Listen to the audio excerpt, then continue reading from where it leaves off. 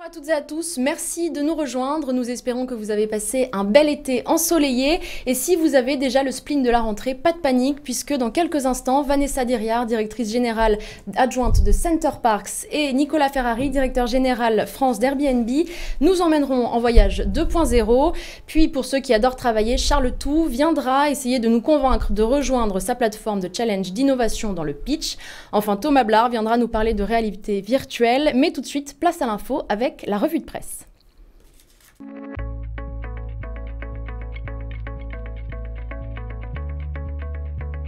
Les infos qu'il ne fallait pas rater cet été. Tout d'abord, l'université d'été du MEDEF qui s'est tenue il y a quelques jours sur le campus de HEC.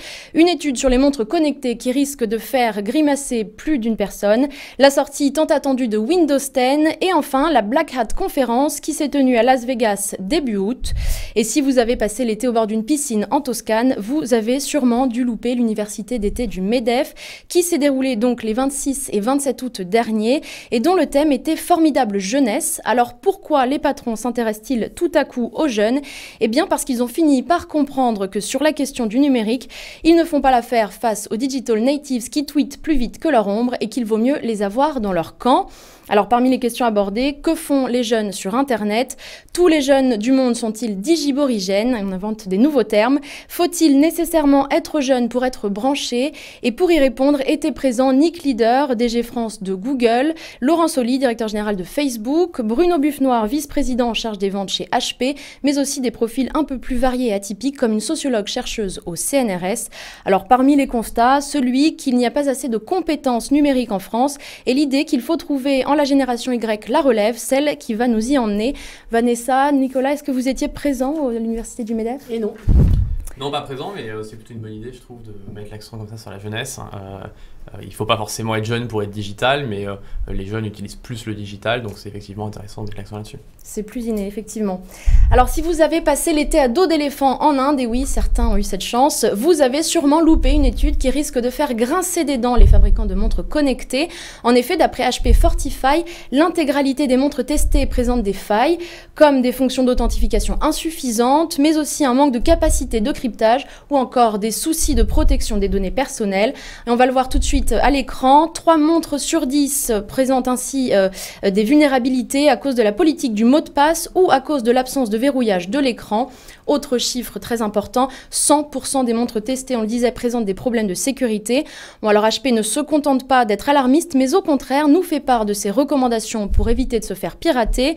Il nous conseille ainsi d'enregistrer un mot de passe pour déverrouiller l'accès aux données de sa montre ou encore de ne pas accepter les demandes d'appareillement provenant d'utilisateurs inconnus.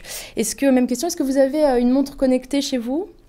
Pas encore. Pas encore. Mais j'y réfléchis. Ouais, ça vous donne pas envie du coup ou malgré tout quand même Moi, pas de montre connectée. Je vais m'y mettre parce que je sais que mes clients en ont, qu'il faut que je comprenne comment ça fonctionne et que je le vive. Après, c'est inhérent à des nouvelles technologies d'arriver avec ce type de problématique. Donc, j'ai aucun doute que d'ici quelques temps, il y aura plus ce type de failles sur l'ensemble de ces produits-là. Bon, faut se protéger en avant. Ça me semble normal.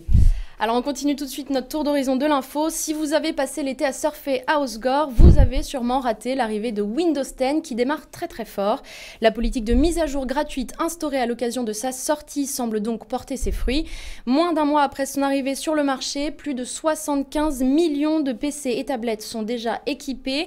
Seule ombre au tableau, la politique de confidentialité associée aux informations personnelles de l'utilisateur qui soulève de véritables questions, tout comme la décision de ne plus divulguer en détail le contenu des mises à jour de sécurité.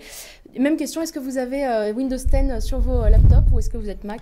J'ai fait du surf à Osgore pendant tout l'été, parce que non, je ne l'ai pas encore. Non, nous, on est Mac chez Airbnb, effectivement, donc on n'est pas trop concerné par ça.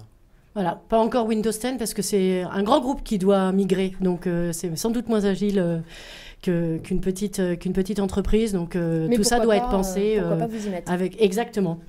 Enfin, si vous avez passé l'été à vous faire dorer la pilule à Bali, vous avez sûrement loupé la conférence Black Hat qui avait lieu cette fois-ci à Las Vegas début août. On y a appris que les scénarios de science-fiction les plus fous sont en train de voir le jour puisqu'il est désormais possible de pirater une voiture depuis son canapé. Les hackers peuvent désormais de chez eux prendre le contrôle d'une voiture qui circule donc sur la route. Ils peuvent démarrer les essuie-glaces, monter le volume de la radio, mais également plus dangereux, freiner, accélérer ou encore tourner le volant. Les chercheurs chercheurs ont également piraté en direct un fusil connecté. Alors il s'agit d'une arme qui est très technologique à la base et qui fonctionne avec Linux et dans lequel les chercheurs ont pu s'introduire. Donc ça fait un peu froid dans le dos. Enfin, un autre hacker a montré qu'il était capable de pirater les communications satellites d'un opérateur. Et d'après lui, il serait possible de voler un fourgon de transport de fonds tout en faisant croire qu'il continue à suivre sa route. Ça risque de donner des idées à certains. Mais soyez tranquilles, les hackers qui étaient présents donc au Black Hat sont pas bien méchants pour autant. Au contraire, ils travaillent à la sécurité informatique pour éviter que de vrais malfaiteurs, voire des terroristes, ne puissent utiliser de telles failles de sécurité. Voilà pour le rattrapage de l'info. Rassurez-vous, on repart tout de suite en vacances avec le débat.